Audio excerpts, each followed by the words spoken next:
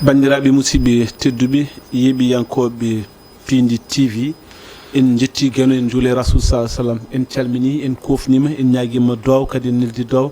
dendagal yeeɓiyankoɓe men tumbawi wonde nder dundu baba adama en garti e kattanɗe mawlana moubarak Allah subhanahu wa taala dokkuɗen fartagui e kala saaha arde fiilande bandiraɓe yewtere men wiyetede pamen pamminen noon hande ene jogui koɗo mo wona koɗo e nder galle o mo ganduɗa hoorema fa tabarakallah machallah ɓooyi gollodirde e galle o on wiyete ko Cheikh Agne ɗum noon ma en gaare makko inchallah banggue men nano ga heedi ga ko musidɗo men teddumo ganduɗa kañum woni Mouhamed Ndim no kewɗen wiide ni e kala saaha tokoro nulaɗo rasul sallah sallam inchallahu rabbi ma en gar e toɓɓe ɗi ganduɗa hoorema ko kañum woni ko poɗɗen yewtide kono haade men arde e toɓɓe ɗe ko alay saago dokken koɗɗo men tedduɗo ngaluma ko kañum woni Cheikh Agne o salmindira e yeeɓiyankoɓe Pindi TV. Cheikh Agne bisimilla ma. Assalamu aleykum. Assalamu aleykum Abbas, min calminima min juurima, min calmini Jim, calmini bandiraɓe technicien ji gonɗiɗo ɗi, min calmini diaspora o ha tengte Pulaar Speaking Association ɗo en saaha kala, min calmini bandiraɓe kala jeeɓo Pindi TV e oɗo ñalawma wona koɗo tedduɗo ko almudo mon tan aɗani yewtide mon machallah wallodirde men leñol ngol en harfijini e wallodirede e famodirde en gueɗe kadi ko yahata e aduna men o jaram heewide ɗen ngakkira en paamani kono ko en kettaki battinoɗen kettoɗen no fewi ko haalte ko tigui jarama mawɗo Cheikh Agne a ñaganama Allah moƴƴere no mbiɗen ni e bunde tigui rigui konngol meɗen woni ko koɗo teddude taw ko haala Allah ɗum noon ñaguinimomo Allah tan kisal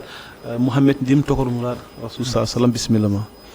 eyyi Allah jabas mi salminima en calmini dendagal yeeɓiyankoɓe Pindi Média e kuuɓal kamɓe kala to ɓe mbawi wonde no ɓe goniri en calmini no jinaɗo ɓe no yini diaspora o kamɓene en calminiɓe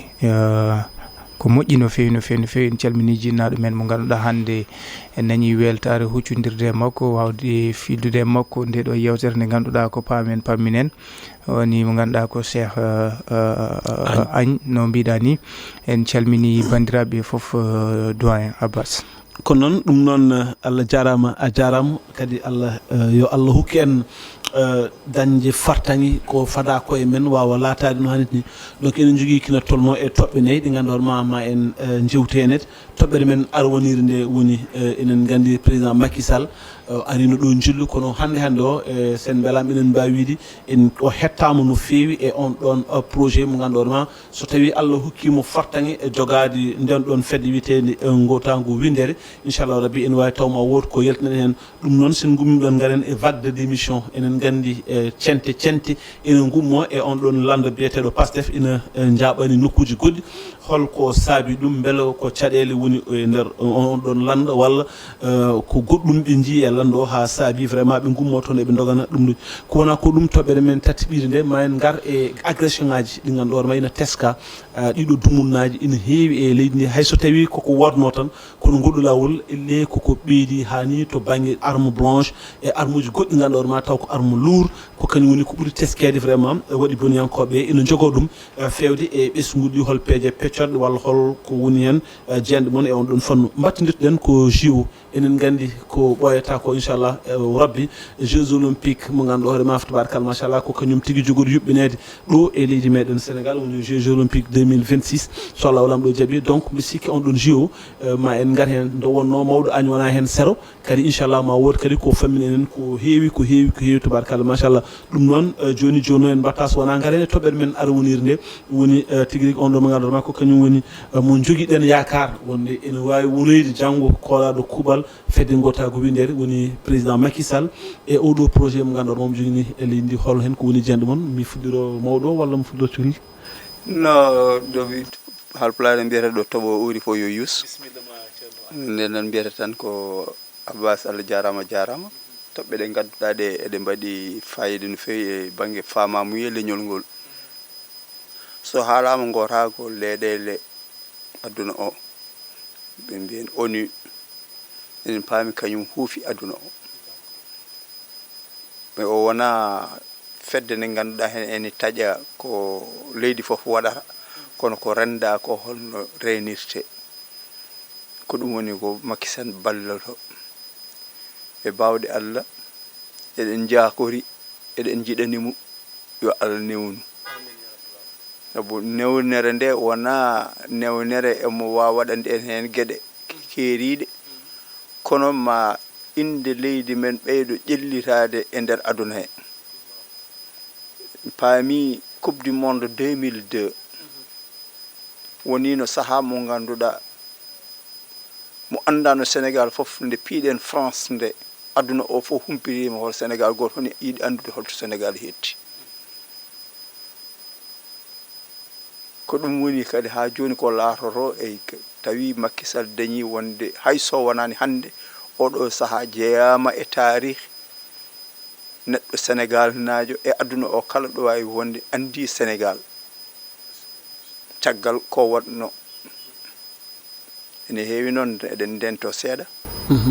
kalɗa e neɗɗo o hande sikkire ko politique kalta surtout en kaldani banggue politique kaleten ko ha yimɓe ɓe paama holko yehete ko Nations Unies ardoro ɗum ko neɗɗo goto e aduna he konngol mum ene laato e aduna he hande yonta yonti ene wayle gardiɗo o omo foti yaltude goɗɗo ni lomto ko Macky waɗi ko bonani mboɗo yiiɗi heddoro ko hoddiro Allah kono goɗɗo neɗɗo fof kay yo wot ko yiiɗi gonga Allah waɗi rokkimo fartangue nde waɗi lamdo leydi men nde o yeehi jaɓɓe ɗe ganduɗa ene hulli aduna o soɓe koolima mom omo wawi jogade yeru nde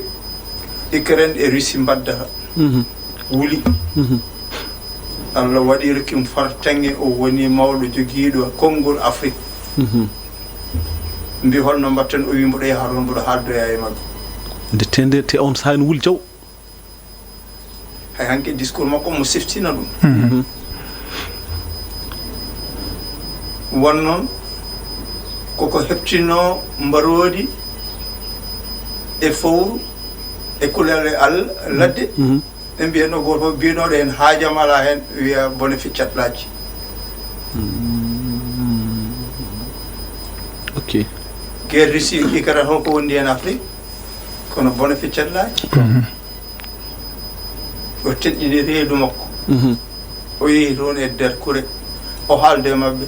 ha ko daña hen daña holko daña hen ko enen gurdam men fof fawi koko addoyte jiggoyte gonga on saha eɗen mbiya mburu ɓeydima seeɗa fof ne ngoya o ari o yeehi to woodi ko haalde mabɓe hoybinani en gurdam men par ce que so ƴeewi jaafoɗa wona taji konngol ma ndo yehde toon ko ɓuuri ko sattude ɗum woni ko dañi soko joddade on kota ko joddima e Poutine o haalani ɗum ko neɗɗo ne nana o joddima oɗo Ukraine o haalde ɗum ko neɗɗo ne nana hayso jaam dañaka kam to ke gustima gonga awa sen garti noon e kanko hande e darde makko e nder ko yiɗi wadde o wiya oni ko o wi komo tafto so neɗɗo tafto noon tafata ko taftuno ko tafano ko tafano ko ɗum taftere ok manam kanko so Allah hokkimo o ardade oni o yiɗi ko taftade ɗum manam ko wonno toon o yiɗi ɗum taftade aɗa andi sa nawi kanŋe ma to baylo wona kanŋe o natti yodde kono o fuɗɗima firde taftoɗamo ma taftima ma a yarni sa yarni ka ɓeydo garɗude ha garɗa wonno wonko wonno ɗon sa taftima ko change de badi ndi eyyo ok so tawi noon a yarni ha ɓeydo yodde ok ɗo joni kanko yo taftoto saabu won ko wonno e nder kanŋe o fuɗɗima hoɓɓitade hadi sa faami sarɗiyeji darninoɗe ɗumen no 1947 ɗi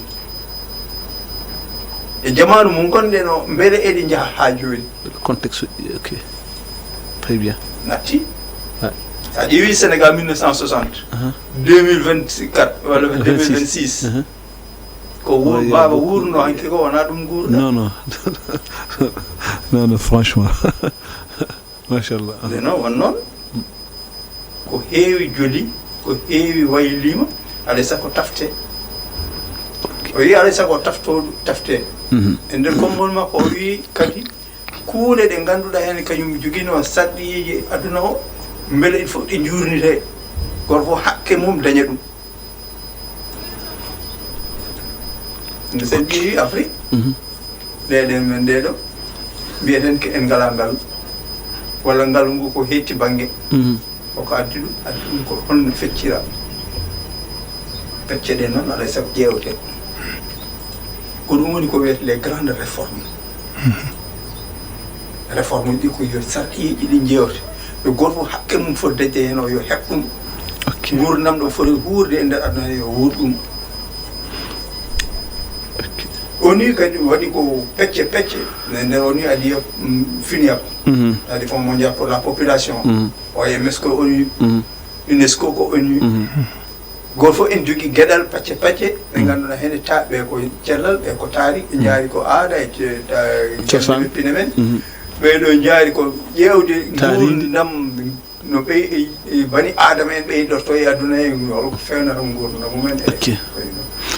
mais somi faami joni ɗen ɗon cati fof hankkadi ko kanko wonata dow majji kanje no gonata dow majji kala leydi ɗo wawi wonde hankkadi ne kala kono yaha ene tumni ko hakkude mum e goɗɗo hakkude mum e leydi gondi ene jogui hen gueɗal ngal ganduɗa ko joni maɓe ndewata ko noon hande oɗo saaha omo jeeya e dariɓe wawde jogade ɗum te e jogara yakare nde caggal jonde mabɓe hanki ene joga jorto omo wawi ɗum jogade ko noon ene joga jorto omo wawi ɗum jogade Mouhamed holko mbawɗa ɓeydande en e ko jinnaɗo vraiment finni ko ɗoyti ha kadi tengti e mo ganduɗa ma ko kañum woni son excellence Macky Sall beela an aɗa jogui jorto wonde kanko hande o so tawi o tambima ɗum ɗo ko haali ko hanki walla hitten ko pop ene wawi vraiment omo wawi ɗum wadde walla omo wawi dañde fartan wadde ɗum eyyi mboɗo sikki Macky Sall ne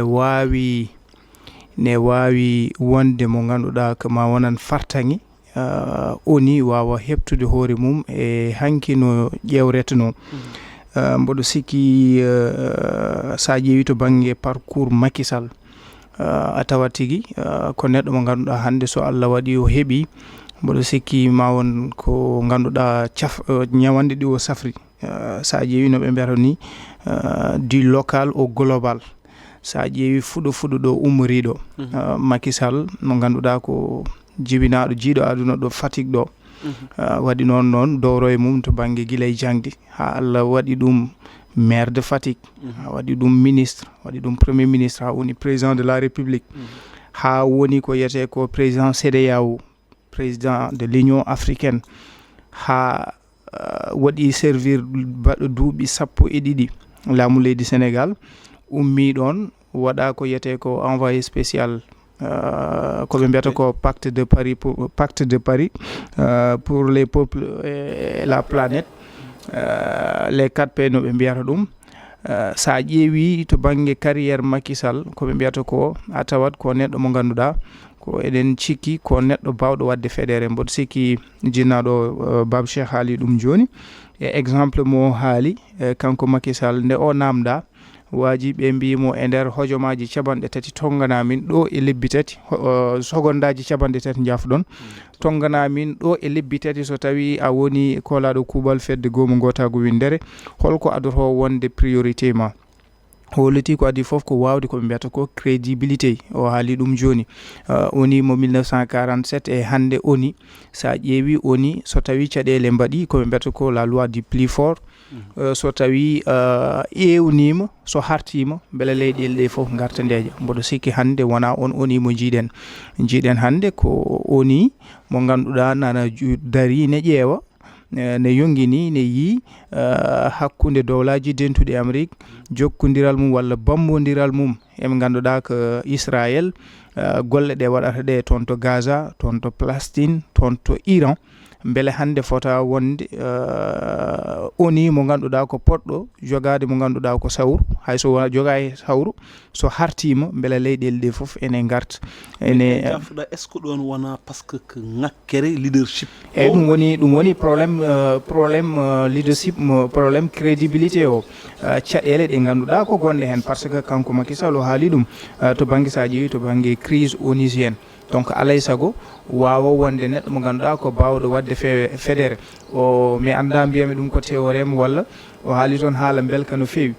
ɗo yiyata so tawi a ƴeewi oni ɗum wayi kono orgue mo ngannduɗaa ko des tuyau fof ne waɗa émettre mbiyen ko ɗum wayi kono ko sewnde nde ngannduɗaa ene waɗi calcalti ko ɓe mbiyata ko celol fof ana waɗa toon émettre des sons ga ko saygelaare ga ko bojal aynaaɓe ga ko kontimpaji ga ko baba cheikh ɓuri anndude jime ɗe alay sago daña neɗɗo mo ngannduɗaa ko ɗum ɗo fof waawa wonde neɗɗo mo ngannduɗaa ko baawɗo feŋtande ɗum ngamre ndi ngannduɗaa ma yaadu e denndangal ɗiɗo leppi fof donc ko neɗɗo fami ɗon kanko joni hankkadi o wonata tan ko un noyau alay sago ko neɗɗo noyau central kala ɗo hoɗum fongi tawi aɗa wawi weddade ɗon koyngal donc o yiɗi yiɗi ɗon ko alay sago daña neɗɗo mo ngannduɗaa ko baawɗo rendinde dendagal les pays membres dendagal ɓen ɓe ngannduɗaa par ce que sa ƴeewi hay to baŋnge ko mbiyata ko les pays membres cotisation ji mumen en ndi caɗeele ɗe ngannduɗaa ko retardement ji gonɗi heen ɗi e goɗɗum ɗum woni ko woyti toon maintenant il va falloir que no yini o hokki yeru ɗon ɗo ngannduɗaa hannde omo ngannduɗaa ko kay woni Vladimir Poutine nde o guerre russo-ukraine nde waɗi début o en jii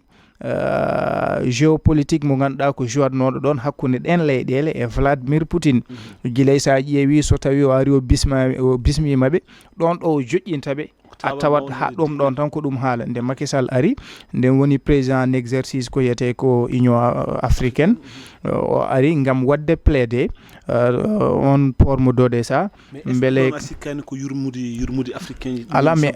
mboɗo mi ara nde o haaldi e o mo ngannduɗaa ko Vladimir Poutine alay sago beele waawa wadde libéré ko fatuno ko e engrais o kam e blé o surtout Afrique eɗen nganndi to baŋnge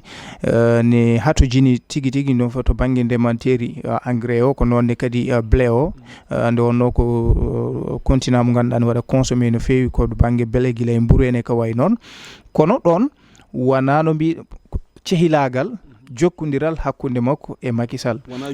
non wona yurmede bon ko ɗum ko politique mo ngannduɗaa ko diplomatie mo Macky Sall waɗata incarné yimɓe fof ene nganndi kadi hakkunde makko e Poutine mais o ummima ɗon Poutine nawima haa to ɓuri woɗɗude e nder région ji ɗi ngannduɗaa ko ngendi mum kanko Macky Sall en jii ko ɓooyaani ko hannde o ummi Sénégal o rutti Maroc o fayi dowlaji dentuɗo o yehi haa toon to Russie en jii kadi Poutine jaɓɓimomo en jii jokkodiral makko e omo ngannduɗaa ko Xi Jinping kañum yiinomo min wata nangiram sehil nangiram komi frère ma komi mawne janngo e jam kala ko poɗɗa ko sohlude to baŋnge wonande ko ɗum ƴame haalanam min komi mawne mo ngannduɗaa ko min daroto mi walluma hannde so tawi a ƴeewi to baŋnge ko mbiɗen ko wonande neɗɗo bawɗo wadde feɗere hannde julɓe ɓe fof ne jogee makko jikke yakar nde tawno koye julɓe o jeeya wadde en jii ɗeɗo caɗele nde ngannduɗaa hannde eɗen mbawi wiide elle waɗa ciblé tan ko leyɗele julɓe ɓe nde tawno won yitere nde ɓe ƴewrete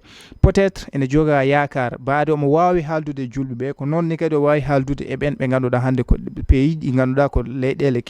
jomanen doole en ɗi ngannduɗaa en jii ɗiɗo crise uji fof ko kañumen goni yummare ɗen baɗe omo wawi haaldude les deux camps mo won neɗɗo mo ngannduɗaa ko bawɗo safrude ɗen caɗele ko ɗum waɗi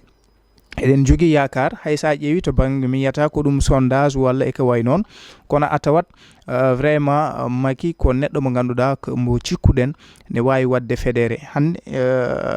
mboɗo sikki hanki ɗum woodi seeɗa ɗo ɗum yiya e des capsule de vidéo e ko way noon ɗe o hokki yeru hakkunde makko e Poutine e ko way noon yoga e ɓen ɓe ngannduɗaa ko kañumen ngoni jeyaɓe e sirlittoɓe ɓurɓe ɓattade yoga e ɗin candidat ji nde Macky Sall haali teyande ummi wone foɓandemo wadda tawat ko neɗɗo mo ganduɗa to banggue éloquence to banggue dejre mum hakkille to banggue andude gueɗe ɗe no jarat a tawat tigui tigui yakar ne joga e makko mo won mo ganduɗa ko tottaɗo gueɗe ɗe heddi ko eɗen gandi hunde no yarata kadi wona no ɓe mbiyata ni no weewi par ce que no ɓe mbiyata ni so tawi ummima to banggue wonande ɓen ɓe ganduɗa kañumen mbaɗi garde ko mbiyata ko droit de veto ma ya toon to assemblée générale ɓe ganduɗa ko 1,9 nan toon membre uji ɗi ganduɗa ma waɗe toon adoption e ko way noon waɗi ko processus ha noon hankkadi ɗum yahata koɓe mbiyata ko to banggue assemblée générale koɓe mbiyata ko vote final ɗum ɗo foof eɗen jogui yakar Macky ko neɗɗo mo ganduɗa hande ɗeɗo leyɗele ɓe ganduɗa ko joguiɓe droit de veto e ko way noon ha e assemblée générale leyɗele ɗe ganduɗa ko les pays membres woni leyɗele ɗe o yahata ɗe fof Macky ana jogui toon koɓe mbiyata ko diplomatie mum jokkodiral mum e ɗen leyɗele ko ɗum saabi eɗen jogui yakare tigui mo heɓ ɗum te so heeɓi mo wat waylare nde ganduɗa janggo e jaam oni ma won dande nde ganduɗa kala ɗo ɓe harti vraiment ma en jii oni no wano no mawɗo Cheikh yini guilay 47 ko noon so tawi comme par exemple haade mi woppudema mi arte mawɗo Cheikh hanki mi yi ko peut dow gaynde Maman Africa on débat ɓe mbiyata Maman Africa dow gaynde discours makko rek dow koko dogi mabɓe makko simti gonɗi ɗum hol mi anda so tawi a yi ɗum walla eyyi aɗa andi Macky ko fierté kala nguru ɓalew mboɗo sikku kanko toon woni toon nguru ɓalew ko fierté Afrique haalaka noon leydi Sénégal ko ɗum waɗi mbiɗen eɗen donki famde holno ɓiɗɗo leydi Sénégal naajo quel que soit noon divergence kala ko wawi wonde mboɗo sikki en kaaliɗo mbiɗen sa ƴeewi nde Jacques Diouf nde teɗanino FAO en jii darde nde Abdou Diouf dari hen nde kanko mo ganduɗa ko kanko woni Amadou Mokhtar Mbow nde o yiɗi nde yaade to heɓoyde ko yiyete ko UNICEF en jii UNESCO en jii darde nde ganduɗa ko Abdou Diouf darima hen kanko Abdou Diouf nde o roti golle wonde lamɗo leydi Sénégal nde o yiɗi heɓde francophonie darde nde Abdoulaye Wade dari hen Macky Sall e hoore mum sa ƴeewi guilay Mankeur Ndiaye e woɗɓe wadde ko mbaɗata ko wona pour an président ala ko leydi Sénégal fof mbaɗata rendre tottata ɗumen ko yiyete ko ndimagu mumen e yiide weltare hande no mawɗo Cheikh yini hanki mboɗo sikki kala ɓiɗɗo leydi Sénégal najo so tawi ko mbiyata ko fibre patriotique nanema aɗa tina tigui weltare ko ɗum ko ɗum ɓuural yiide ɓiɗɗo leydi Sénégal najo leydi Sénégal najo oɗo ko ɓiɗɗo Sénégal najo ko kañum waɗi représenté Afrique e ko wona Afrique fof mboɗo sikki ɗum ɗon ko ɗum ɓuural holno neɗɗo yirata ɗum ceyfira walla mbiya a yadani e candidature mum sababude gueɗe politique mboɗo sikki ɗum ɗon wona ko hani wadde ɗum ɗon ko Mama Africa o mbiyata o wona Mama Africa tan woɗɓe hande ɓaleɓe e raneɓe foof nana jaadi e candidat voilà e candidature Macky Sall surtout kanko ko nguru ɓalew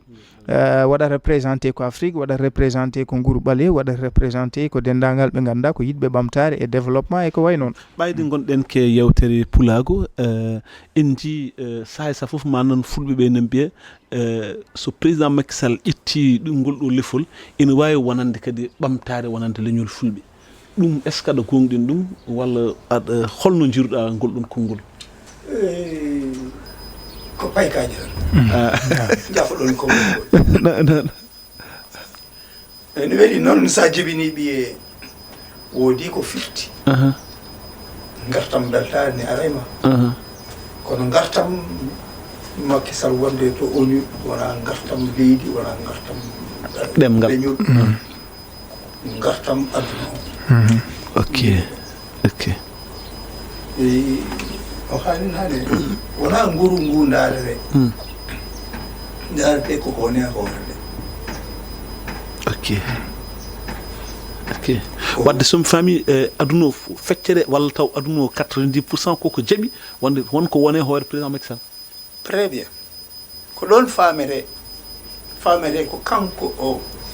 nde o woni e nder laamu makko nde nde o tafara yidde makko wonde ONU keblal ngal wona e nde o yaltinde keblal ngal ɓammi gila e nder omo e nder laamu ok wadde mo feere ha yimɓe ɓe kettimo e aduna o o waɗi ɗum gila e nder e moye laamu gilom ɗo woni e laamu sénégal ga laamu seɗɗo nde woni président ok ok seɗen ciftara caggal nde woni o yiya UE union africaine woni CEDEAO kono kadi oɗo jejjiri waɗi jamanu kanko jooɗani Afrique et G20 G20 si o yeehi kadi G7 ouais fof ɗaɓɓi toon 6 uji pour Afrique o tafi hakkunde makko e leyɗele goɗɗe hooluya hoolare hooluya machallah ok nani o tafi ɗum gila o yaltani ok o yaɓɓi koyngal yiyeede e mbaadi darotooɗo wallude ko wona hoore mum ok d'accord a nani sa nani e nder réforme uji makko ɗi omo anndi ko wiyete les puissances étrangères hakkunde Russie ene wonde États-Unis d'Amérique ɓe jogii konngol ko ɓe mbiyata veto droit de veto kamɓe ɓe jogii ko jonde nde ngannduɗaa koɓe mbeɗa eɓe mbawi jaɓde koɓe cali eɓe mbawi jaɓde ɗum woni mataw ko dernier tournant koɓe mbiyata Donald Trump nana miijo ko eno Gianni Infantino waɗa ɗum candidat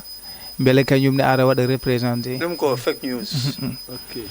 mais nana haale par ce que en mbaɗi gardé droit de veto ɗum ko fake news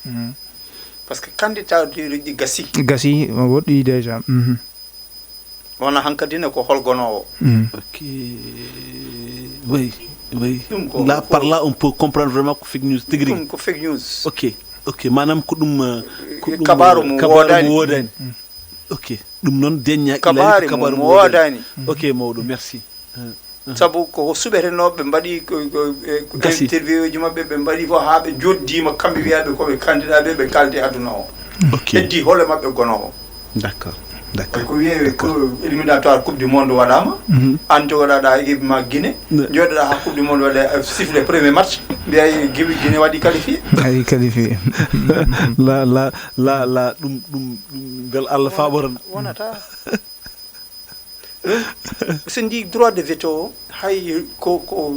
feccere nde ngannduɗa ne fecca e ɓurdiral ɗum fof ko fof iwde hande ƴeewata ko États-Unis balleɗe ɓurɗe heewde garannoɗe e Nations Unies ko États-Unis rokkata ɗum no wino nani piyeɗe leydi fof jogui ko fiyata ɓe piyeɗe garata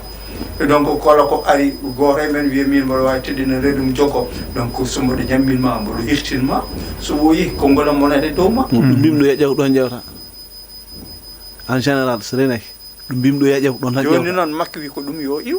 très bien kono hano ɗen ɗon gueɗe hande Nations Unies Amérique fin tan wi yalti UNESCO sa yalti koye jeeyanoɗa koye fedde hol ko foti yande dow ma hol kuuɗe paweteɗe dow ma si fota ok sa ƴeewi ko wiyete conseil de sécurité kañum jogii kala ko reenata aduna o baŋnge ko hisnata hakkunde leydi e leydi ndenka e kisal kamɓe droit de veto o ɗuma ko wiyeteno conseil de sécurité Afrique jooɗanaka heen ok beele daña toon des représentants alay sago ɗum ɗon kadi haadi ko minen ɓuri heewde hareji e Afrique ɓuri heewde hareji sono wiye hol ko baddireɗo an baddaɗo a noddatake jooɗoɗa jooɗoto ko ɓe mbadda kadi kala haala ma ɗum kadi wona non wona sa yiiɗi sernude yimɓe a joƴƴinat ɗumen vraiment nden gueɗe mbaɗe noon ene wayno leydi e nder Nations Unies kono noon haɗani Nations Unies ni wuuri ene yaaha ene lajja hen tolnima ɗo no wi hankkadi ne ɗum ɗon fof yo ƴewte fawe e tawal ko ɗum woni ko makki wi yo fof fot yo fof rendine watte tafte machallah mbele enen yiya jaɓɓal kesal ko noon ɗum noon ko weltare mawde vraiment mbi sikki toɓɓere nde e ko ɗum rogere mawde nde ganduɗa hoorema pour ha mbawa gasnude ɗum ni ko ɗum émission timmuɗo mais noon matto en jooɗo ɗum ɗo tan ha ɗum ɗo haade mi yewdi ɗum noon gote mum foof tan très rapidement Macky Sall jullu makko manam garangal makko ɗoyti hol weltare joguiɗa hol sentiment mo joguiɗa hen min mi ala hen sentiment kono ko garta mawɗam wonande mo kanko Macky ala wonande leydi ndi sa ƴeewi garal makko ɗo ko garta mawɗam o tawi ko enen piɓi manam enen tongi eɗen piɓi e goto fof enen darde goɗɗo on yitere mbara fine jaam walla finane jaam nde ari nde ƴeewe ko kewi hakkude ɗene ɗo ok machallah mawɗo Mouhamed holko mbawɗa tan tunganden tan très rapidement eyyi no mawɗo yini jiɗɗa ɗum an en tant que jeune mi heeɗima haaliyanke goto ɗo nodda yewtere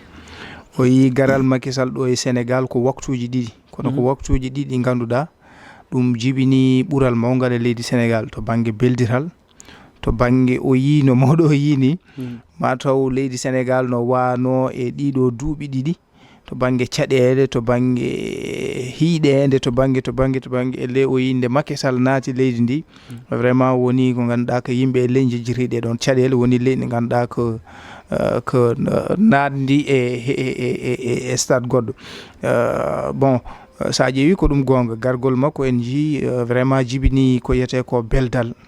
leydi ndi vraiment foof delli weltare yimɓe fof ndendi goni gotum sa ƴeewi hay to banggue politique o change ko ɓe mbiyata ko paramétre politique o ɗum waylimo no fewi donc ko heddi ko noon ko surtout ko ɓuuri ko wadde hen kadi fayida en tant que jeune sénégalais eyyi non mi joɗima tan mi waɗi observé heddi ko mais wonko mbaɗɗa sentir e ɓerde ma ndu jiɗa satisfaction am tan ko Macky Sall naddi ɗum ɗo e Sénégal sibo eɗen gandi hande so tawi o arano ɗo ha ɗum wayno wayni ko gonga ma ɗum waɗanmo teppol seeɗa toon to banggue Nations Unies surtout e jonde mabɓe hanki sibo wonɗo jiiɗen ɓe gandu wonɗo jiiɗen hanki surtout ko yiyoɓe wonande Macky Sall elle ko kañum woni mo ganduɗa ko kay woni sababu ɓeɗo hawruɓe ladial hade ñalawma omo ara ministre des forces armées yi ala foof charge mo ganduɗa ko dewaɗo e dow Macky Sall wadde ɓen ɓe ganduɗa hande sa ƴeewi ko ɓe ganda ko joguiɓe kala ko fatuno hakkeji foddeji bani adama en hani e ɗin ONG ji par ce que sa ƴeewi to banggue Nations Unies ɓe mbima ko abbi e 8000 ONG nana toon ko kañumen goni heftinaɓe to banggue sa ƴeewi e nder Nations Unies Allah waɗi ni kanko omo jeeya e waɗɓe initié jodde walla ko kanko tan waɗi ɗum o joddima yoga e ONG ji ɗi wawde rendude e mabɓe o heɓa kadi kamɓene ko woni ko miijoji mabɓe ha ko projet ji mabɓe par rapport so tawi 8000 et quelque so tawi wonande o heeɓi Nations Unies beele o wawa kankone gollodirde mabɓe ko way noon ɗum ɗon ni kadi ma ɗum won ko yiyete ko ɗum réconfort mawɗo waɗi réconforté ko yiyete ko Macky Sall andede o naati leydi Sénégal président leydi Sénégal waɗimo soutenir wadde ko haalituno ko ɗum gueɗe politique tan ko noon ko ɗum gueɗe politique ɗon tan bas a yi garal Macky Sall ko wertade ko hollude Sénégal ne waɗi démocratie ok sabu ko haala e caggal makko malgré pianɗe gaɓɓuɗe ɗe fof woni gaɓɓude mum wiya so ari ɗo ko bareteɗo so ari ɗo ko jaggeteɗo kullu huli so ari ɗo ko fitina watta holli Sénégal naaɓe ene keeɓi ɗo jorto e mara machallah mawɗo a jarama donc ke on fannu tan mbatten plongé par ce que en jii ko ɓoyani ko walla en jii presque mbiɗa wawi wiide caggal ko ari ko ɗo haw yalti ko heewi des vagues manam yimɓe heewɓe enen gummo e lande goto ene wiye Pastef ina jaɓani parti ji goɗɗi ene jaɓani ɗum ɗoji goɗɗi ɓeynen mbaɗa démissionné joguinoɓe des postes de responsabilité ha famille e ko nandi hen e ko nandi hen ɗum aussi holko beele ene jogui lien e garagal makko ɗo walla ala beele aussi vraiment ɓen koko jii gongo ɗum addana ɗumen woppude ɗo gonno ɗo ene payi banggueji goɗɗi ko haalpulaar mbiɗa yande hawre tellade kono wona ɗum addi garal Macky Sall wona ɗum addi ɗum. Ok. so en ƴeewi ko hakkunde mawɗo leydi ndi e yaadiɗo mum ɓe Sonko. ɓe jaadi dumunna leydi ndi ene jooɗiɗo gootel walla ga ko ɗaɓɓereno e ko yakarno ko yettaka. Ok. Allah waɗi ko wonɗata. min jaggumi ɗum ko hakkunde debbo e gorko mum. nde ƴamata nde aɗa yiɗi yiide ɗum ɗo jiiɗaɗa ko jiɗɗa ko yiide de mum. ɗo jaltuɗa ko jiɗɗa ko hawrude e mum. ko ɗum ɓuɗa inde mo ɗo jalta ko kawai. ndesɗamde ko ɗum ɓurɗa a yiɗa yiide mum. waɗi Allah waɗi ko waɗata rokkiɓe laamu hormone hakkunde maɓɓe kanko gardinaɗo leydi ndi e o mo ganduɗa kañum arnino baɗɗo sababu wonde mo gardiɗo leydi. ɓe gondi dumunna eɓe jaada kono goonga laamu e goonga gurdigal wona gorum. D'accord. laamɗo ala sehil. mais min noon ɗon mawɗo min ɗon ne tundi haqqillam mo tout le temps yimɓe nana yimɓe ne mbiyi laamɗo ala sehil. mais laamɗo so ala sehil laamɗo ala sehil laamɗo jogui ko kuule. kañum laamɗo kam ko kuule tan ɓoftoro. laamɗo ala sehil jogui ko kuule. laamɗo koye ne hawni koye.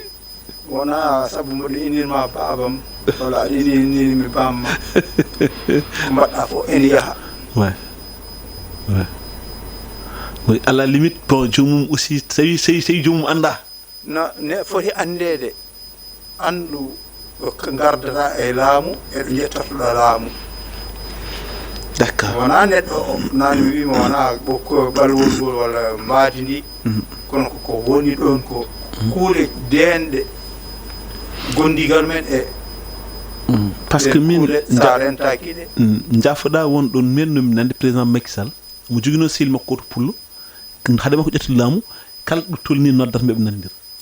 ndo ƴetti laamu watti noddi so noddi o heɓatamo pullo ne tikki weddi weddi numéro heddi ma ha Allah waɗi ɓe jindir Saint-Louis no ari waɗi audience on waɗi audience militant makko on wimɓe wonde min comme tikku ndo ƴetti paroji ko tikki par ce que kañum so anduno ko ni vraiment jarani jaggude laamu par ce que oɗo gillami so noddi ɗum o ɗumita o wi wona min wona kanko mo makki ma hanki o e mo hande wona gotum donc peut être no wawi wonde ɗum waɗi noon hakkunde maɓɓe nde ɗum yeehi no weyinani ko fof famiri no yaari ni ha Allah waɗi ɓe cirti wonon laamu ko so tawi a famani gurdam laamɗo walla a famani gurdam politique ene waɗma choqué. ok manam ceergal ngal wimanani yeru ga hakkunde debbo e gorko ɗi jindira pina ceera muuso fof hen muuso yimɓe fof muusa yimɓe fof kono noon ko woni nder suudu ko kamɓe ɗiɗo tan gandi ɗum. ok an mum ala toon wawɗo goron wiya montude debbo janano ni jiya eko wasi wonde manda jogade nunda quoi jambour e wonde jambour c'est vrai vraiment wiide joom suudu kaari ko moƴƴo wona wonde jambour donc ko maɓɓe ko toon ko rewa ko eɗen paami ɗum heddima hande mawɗo leydi ndi o faami ko neɗɗo wawa wonde mawɗo leydi tawa ala ɗum aggi ɓe mbiyatamo ƴeew woni dañde parti dañde ɗum aggi sabu ko nder parti ji he ko heen haqqille ɓurnete e walliddemo an e ko mbaɗata ko wadde min somi faami donc vague de démission ngaji ɗo ko sababude ko wi komi waɗa créé parti ɗum woni sababu donc ɗum ne jeeya heen kono yiide goonga mo ngannduɗaa hene ko yiɗɓe ligganade leydi ndi tawa wona e yiide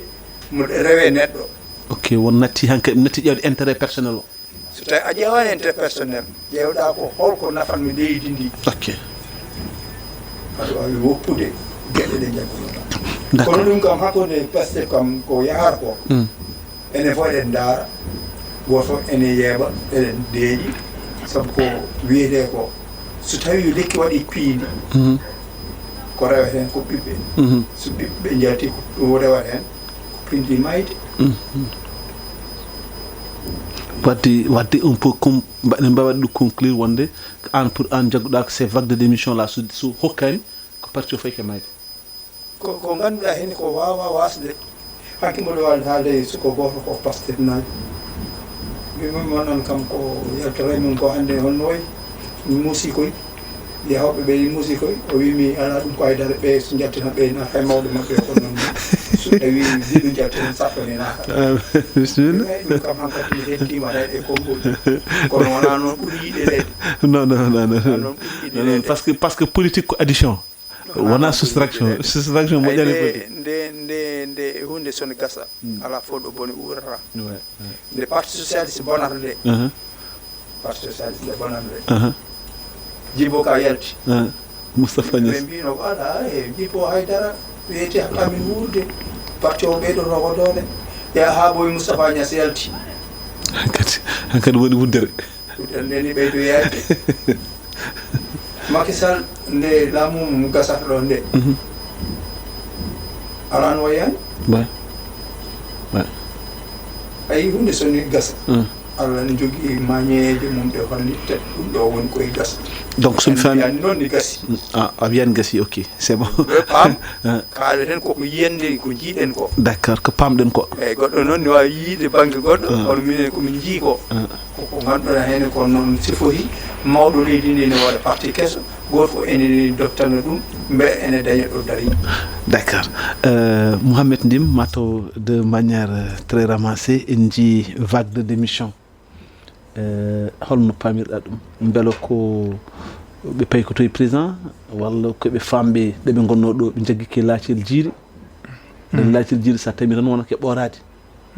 walla holno pamirɗa ɗum an eyyi min kam mboɗo sikki démission ji ɗi ko adi foof ko Bassirou Diomaye woni hande toɓe ummoto ɗo amin mbaɗata rejoindre o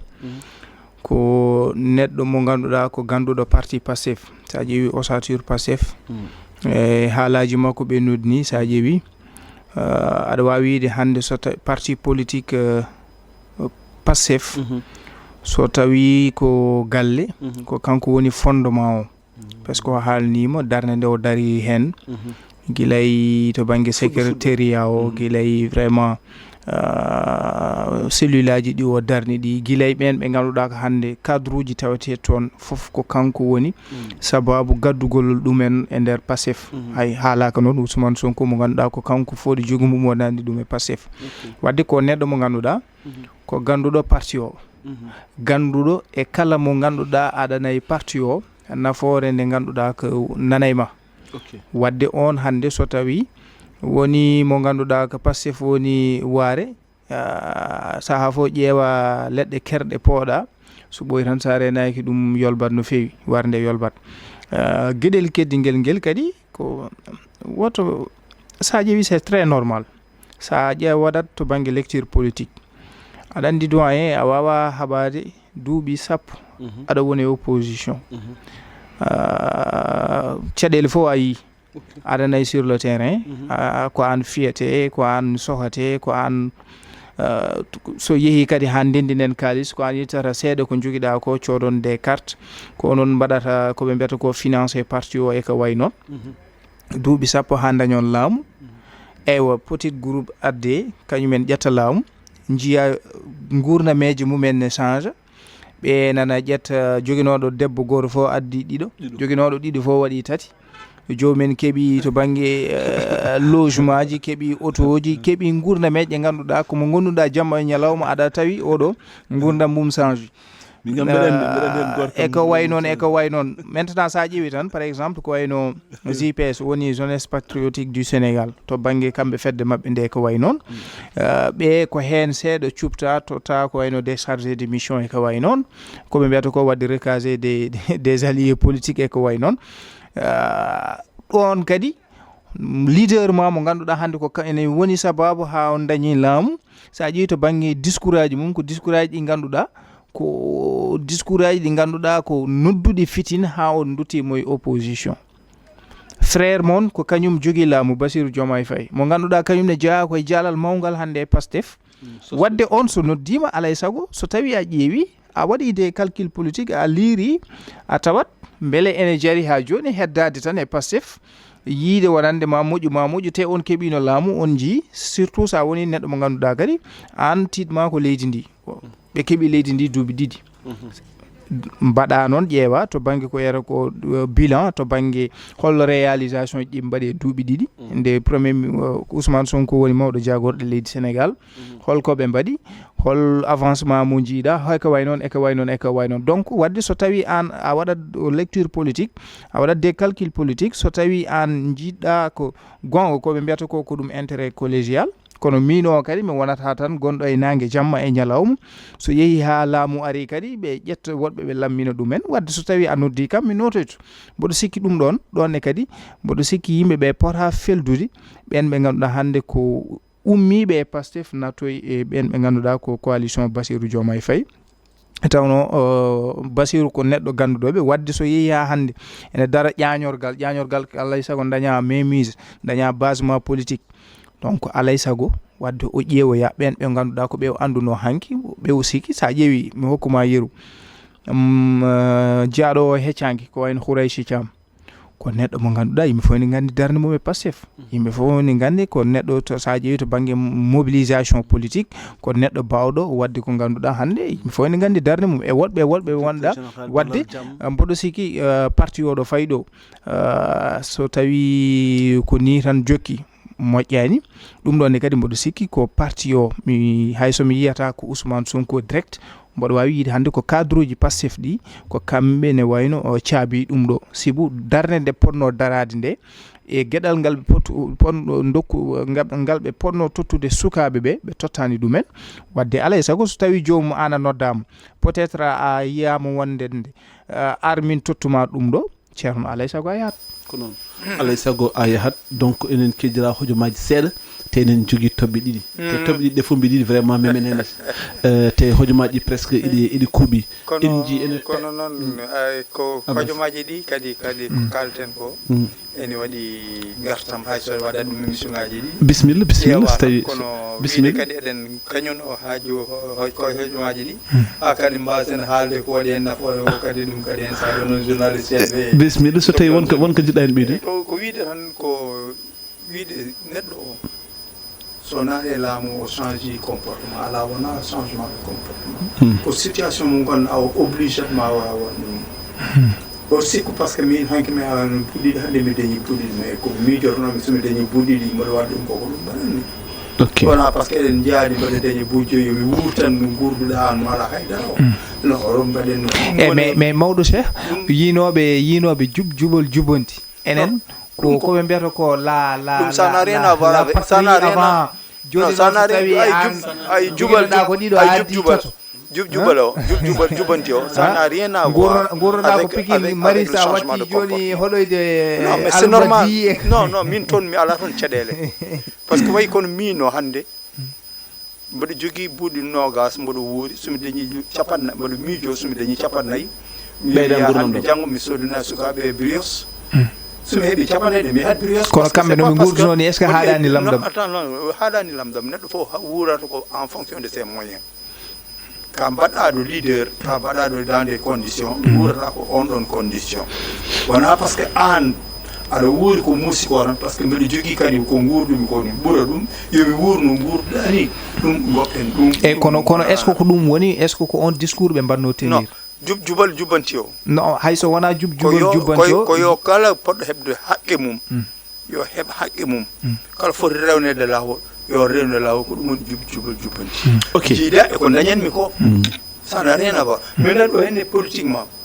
wiyete ko yimɓe ɓe nana jetta no payi to mouvement président c'est parce que le président il crée un parti et ça waɗi créé un parti holto poɗa adade dañe yimɓe ko hakkude sehilaɓe ma eɓe gondunoɗa jiggoyɗa sehilaɓe ma jiggoye sehilaɓe mumen donc kanko omo wondino e mabɓe no mbiɗa nane ni eɓe gandodiri goto fof ne andi goɗɗo on ko wawi e koɗo wawi nawde goɗɗo on kamɓe ɓe cuɓima wawde woppude oye e banggue mum tawta oye e ɗo woni ɗo ma won kadi farkaɓe hunde non ɗum kam eɗen gandi ɗon nan sen nati on débat tan wodat no wayi. Je pense que débat waɗi fayida kadi wonko fama no fewi min mbiɗino tan de manière très ramassée woni ko teska hande Sénégal woni agression ngaji elle koko ɓeydi to banggue arme hande jita ko yimɓe de waɗi boniyankoɓe en mbaɗi armé wu ha jusqu'au nez manam en jogui des armes lourdes parce que sa ƴeew joni toon to Diourbel joni ko waɗi ko toon caggal ndo dadiɓe Sénégal era gari ɓe gostodiri ko piyanɗe kuri e condi ha Wuli Diaw nde puɗɗi dogde mais ɗum so watti teskede leydi ndi te ɗum koko ɓooyi so watti teskede leydi ndi holto paden est ce que ko ngakkede sécurité walla donc bon de manière très vraiment c'est mi siggore mo fof so mimini kamen tan par ce que mbiɗa yiiɗi memene géo te hojomaji gasi ay agression kam wi haalpare mbiyata taƴoɓe ɗum ko gila dawa dawi kono hande noon ɗum ƴetti tan ko jamanu yahat nde jogotoɗa ko laɓel ma walla ɓoggel ma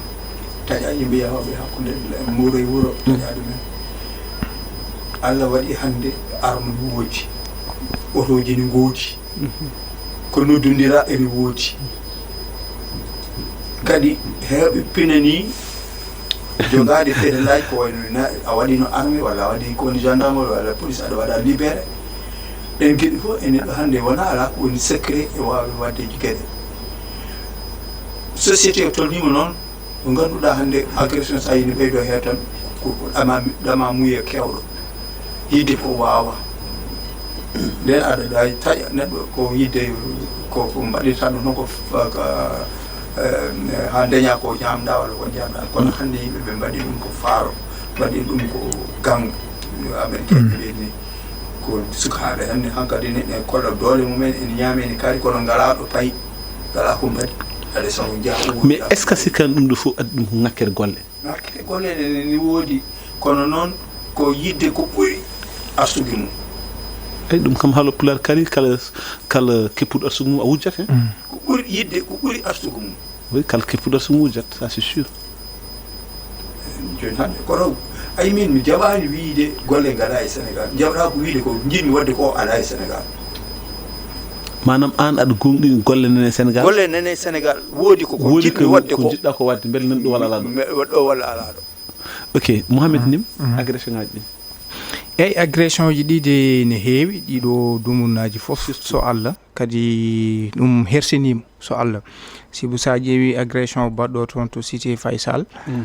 ko ɓiɗɗo leydi Chine ɓe jooɓi toon fitandu mum wona ɗon tan ene heewi ɗo jeer ha so tawi hande a ƴeewi to banggue karalle ɗe walla laylayti ɗi a tawat ɗum hersinima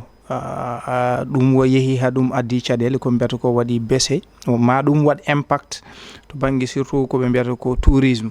sibu so tawi Sénégal woni leydi ndi ganduɗa hande ko ɗum détérioration ɗi mbiyam to banggue marque image Sénégal to banggue ko mbiyata ko teranga Sénégal hande Sénégal no andorno ko leydi jaɓɓoto nondi ko leydi wande jaam ko way leydi wande sécurité hande so tawi ɗo jiiɗa bang yo e bang ko ɓen ɓe ganduɗa ko wonɓe e motoji beele so tawi didda mbaɗa facilité beele mbawa dadde e ko way noon hande en jiino ɗum koɓe mbiyata ko nana ɓesdo nana ɓeydo no fewi ɗum ɗon ɗum fuɗɗima hamnade heddi noon est ce que wona yebare comme par exemple nos autorités non parce que ko heewi attends je termine parce que heewi ko hen ko c'est des étrangers ene waɗi des étrangers kala ɗum mbaɗɗa identifié ɓeɗo ko bandiji ko étranger ji nan hen eyyi wona so tawi ɓiɓe Sénégal naɓe nan nder hen wona étranger uji tan ko étranger uji par ce que ko nanggueteɓe ɗo ɓe kam sa ƴeewi aɗa tawata ko yettaɓe wa Sénégal naɓe ko heddi ko tan ko no mbiɗa ni gonga laamu ngu foti wonde darde mum tan ko wadde créer emploi surtout wadde créer emploi beele wawa hokkude sukaɓe ɓe golle tawno sa ƴeewi taux de chômage o e ɗum ngabbi no fewi holɗin condition ji laamu ngu waɗata beele waɗa créer emploi ko gonga no mawɗo cheikh yi ni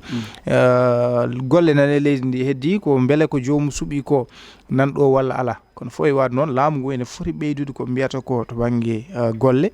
waɗa ɗum facilité sukaɓe ɓe par ce que hannde gonɗon koye jamanu mo ganduɗa alay saago sukaɓe ɓe mbawa funtirede ko mbiyata ko ɓe mbawa heblede l'entrepreneuriat ko mbiyata ko e l'employabilité l'emploi et l'employabilité sibu sa ƴeewi ko taari en leyɗele taariɗen ɗe caɗele gonɗen hen ɗe to banggue terrorisme e ko way noon ɗon homtude ɗon suka ene weeɓi ha nawa ɗum natna ɗum kadi e domaine aji goɗɗi ɗi ganduɗa ɗum ɗon wonata kadi waɗata ko caɗele maintenant alay saago laamu ngu waɗa créer des conditions ɗi ganduɗa ko beele ma waw wadde facilité sukaɓe ɓe daña accès to banggue financement ji ɗi ɓe balle surtout haaɓe to banggue ko yiyete ko poɗɗe ɗaynoje savre indien e ko wayi noon ko ganduɗa ɗum ɗo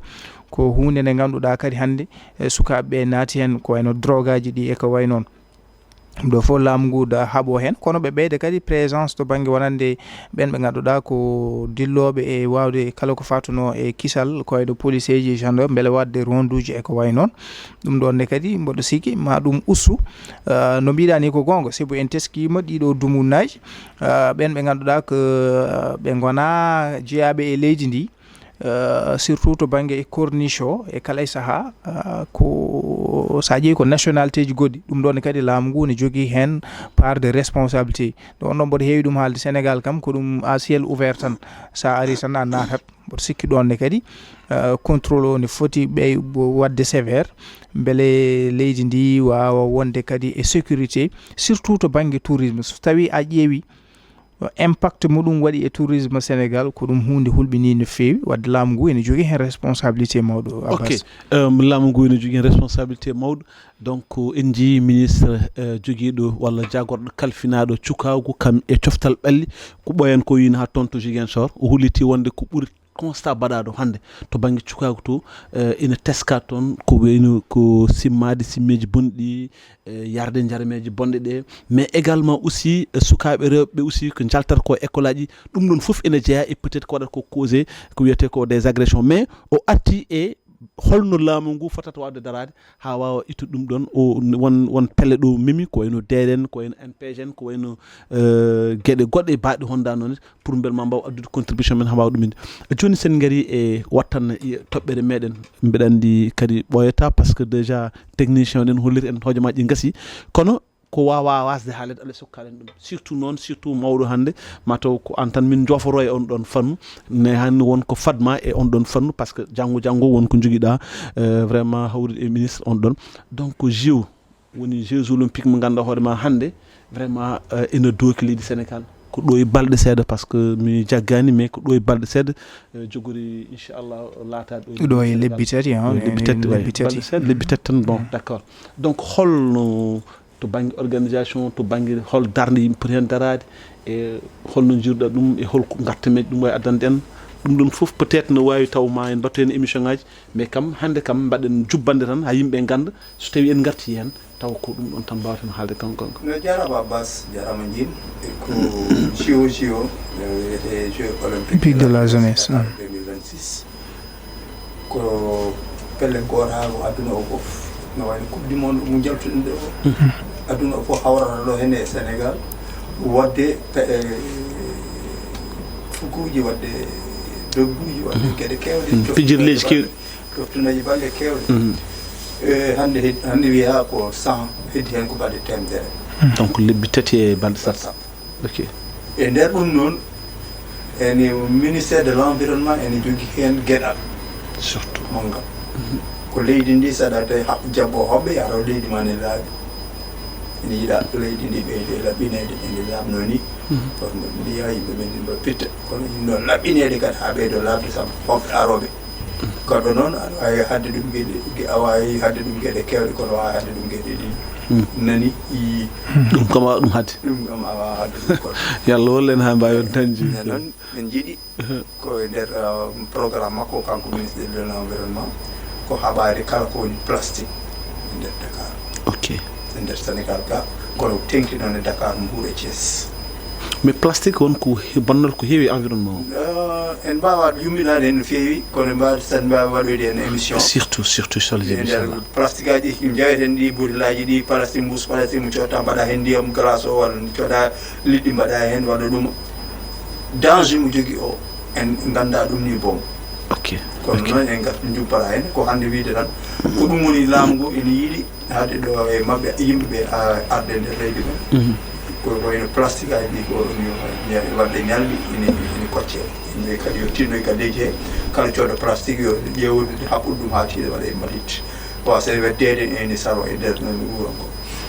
ko ɗum waɗi janngo inchallah so Allah rokki en tawde janngo subaka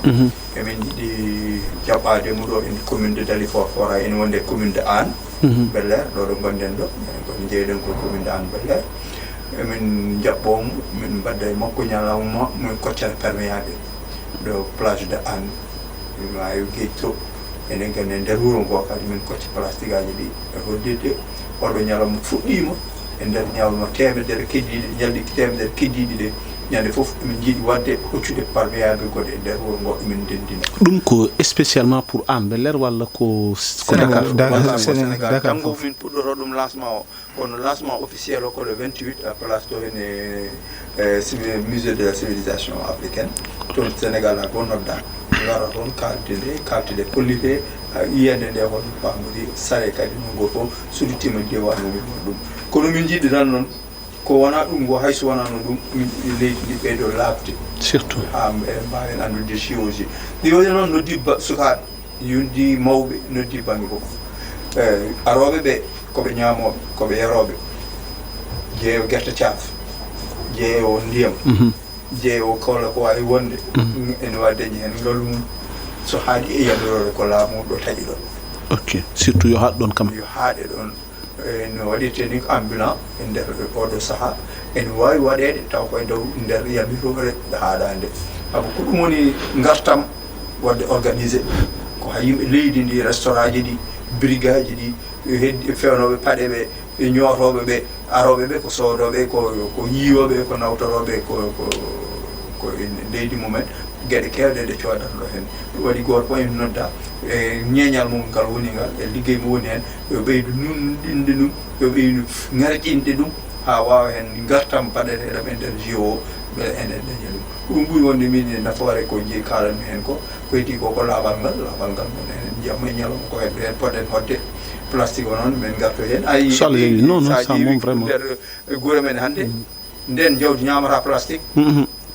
jawdi ñamarano plastique holko ñammide plastique ko yooy ko safo mo mbaɗɗa e nder aɗa waɗi soodi beñe a waɗi ɗum hen safo so urnima ɗum safo on noon ko ɗum addanta ɗum ñamde plastique o ok hande kala damol kirsuɗa ma tawi mum plastique par ce que yiyata en ko mo uroro hen ko ɗum abboyɗo so abbima ɗum noon ɗum ñamata plastique o ok ɗum noon mawɗo mbi sikki Mohamed je vais priver la parole peut-être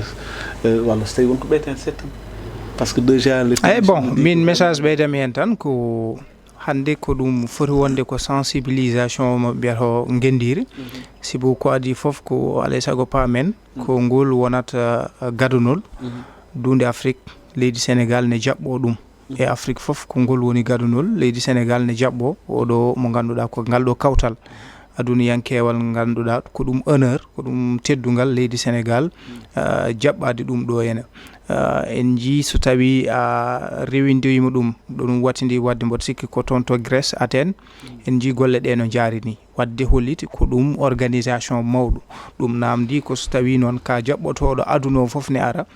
wonno poɗɗa siforade no mawɗo Cheikh ni wonno poɗɗa wade surtout to banggue sénare nde laamu ngu holno ɓe mbaɗirta renforcé ɓen ɓe ganduɗa kamɓe mbiyata ɓe mbi ko yo yiye les techniciens de la surface surtout ɓe ballite to banggue laaɓal sénare wuuro ngo kono enenne kadi mbawen jottorade ken dañoɓe hoɓɓe ɓe en nanda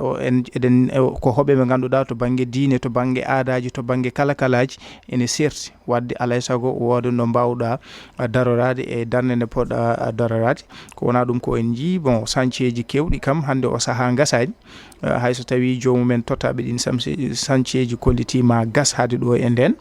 en jii hande ni hande aset hande samedi hande o président de la république mo Yatou Demba Diop toon to Diamniadio ne waɗi ko waɗata inauguré fadi koye J de la jeunesse 2026 ko ɗum ɓuural wadde leydi Sénégal yen daro eɗen jaɓɓo hoɓɓe te hoɓɓe ɓe ko ummotoɓe e nokkuji certuɗe aduna o wonno poɗɗen siforade wonno poɗɗen wade to banggue laaɓal kono kadi udditen ko yete ko ɓerɗe men e hakkillaji men ha ɗum gasa tawi kadi so ɗum gasi ma Sénégal heddo e ko yete ko manore ko noon ɗum noon ko weltare mawde hojomaji gasi kono mawɗo amin dokkuma tigui rigui espoir mawɗo wonde inchallahu rabbi non seulement yewtere wotere mais mbaɗa hen jewte kewɗe nde wonno amin gandi ka fanniyanke on ɗon fammi surtout to banggue laaɓal to banggue plastique aji environnement uji taɗidi e kadi également aussi oɗo jeu mo ganduɗa hoorema enen cohli hen haalde no fewi donc ma en mbaɗa hen jewte goɗɗe ha ɓuuri ɗo yaaji ɗum noon ko ñagade vraiment yafuye nde wonno hojomaji gasi ha laaɓi ceer mi mbeɗa andi mi hokkata on mbay noon min tan way noon toon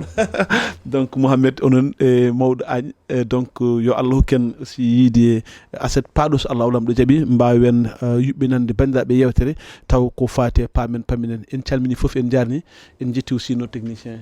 ha aset paɗo so Allah lamɗo jaaɓi